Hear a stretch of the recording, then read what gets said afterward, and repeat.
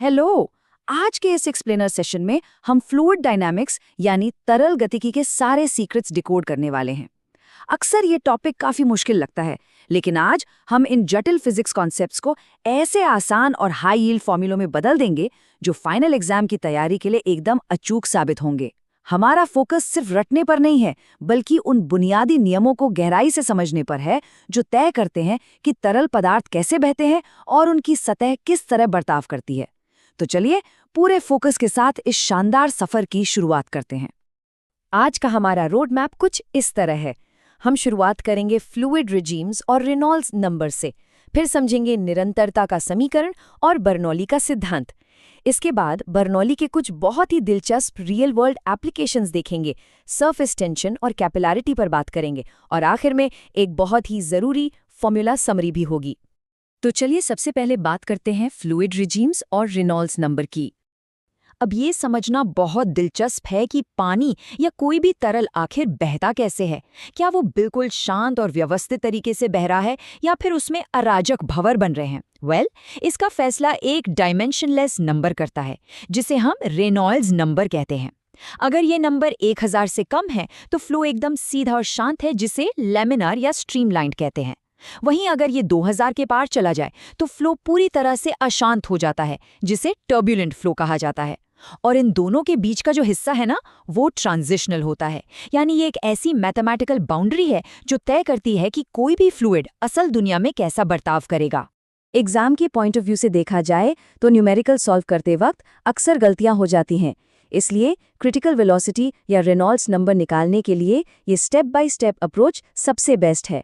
सबसे पहले फ्लूइड की डेंसिटी और वेलोसिटी पता करें, फिर पाइप का डायमीटर मापें, उसके बाद विस्कोसिटी यानी श्यानता गुणांक को फॉर्मूले में रखें।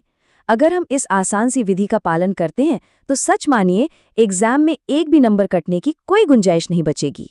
चलिए अब आगे बढ़ते हैं इक्वेशन ऑफ कंटिन्यूटी यानी निरंतरता के समीकरण की तरफ।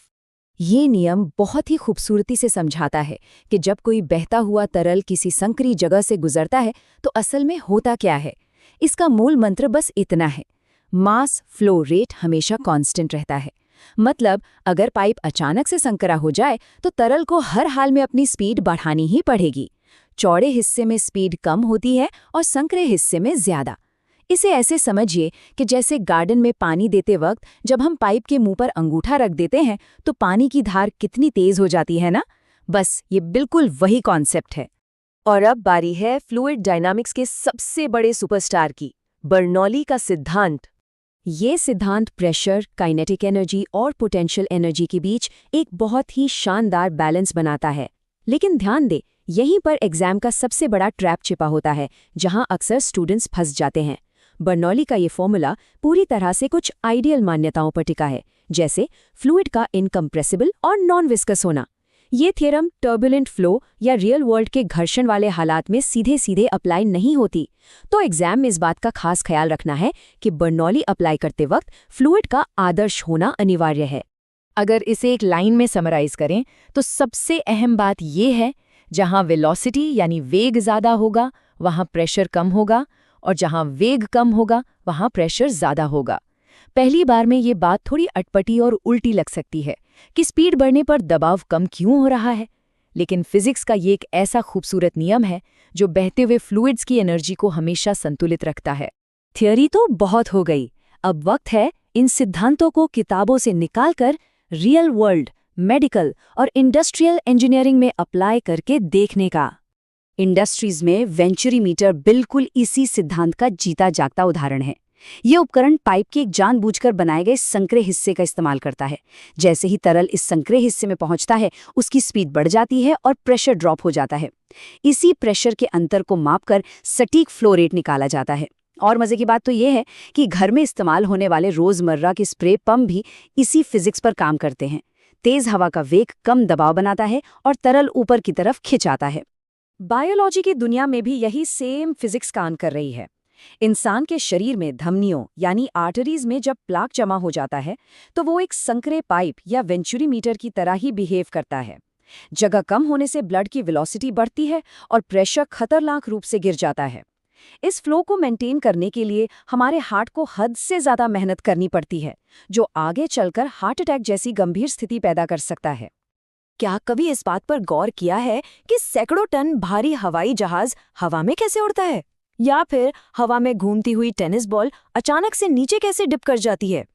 इसके पीछे डायनामिक लिफ्ट का हाथ है, और ये भी पूरी तरह से बर्नौली के उसी हाई वेलोसिटी लो प्रेशर वाले नियम पर निर्भर करता है। हवाई जहाज के पंखों का डिजाइन कुछ ऐसा होता है कि उनके ऊपर से गुजरने वाली हवा की स्पीड बहुत तेज होती है, जिससे ऊपर प्रेशर कम हो जाता है और नीचे का हाई प्रेशर पूरे के पूरे प्लेन को ऊपर की ओर लिफ्ट कर देता है।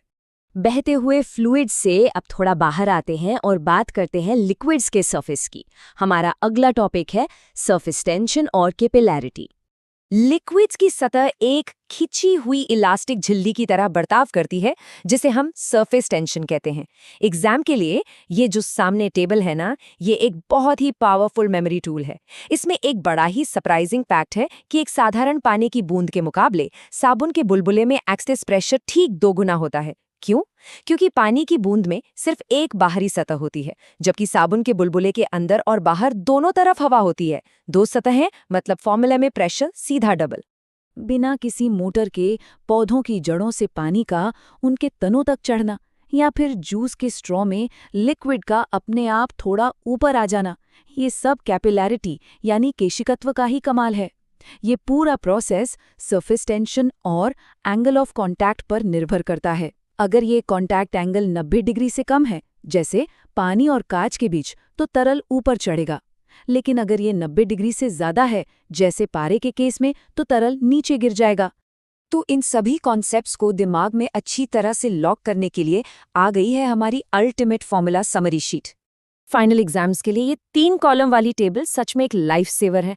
चाहे रेनॉल्ड्स नंबर की लिमिट्स हो, इक्वेशन ऑफ कंटिन्यूटी हो, बर्नौली का थ्योरम हो, या फिर कैपिलरी राइज की हाइट निकालनी हो, इस हाई यील्ड चीट शीट को मेमोराइज कर लिया तो समझ लीजिए कि फ्लूइड मैकेनिक्स का कोई भी न्यूमेरिकल आ जाए, गलती होने का कोई चांस ही नहीं है।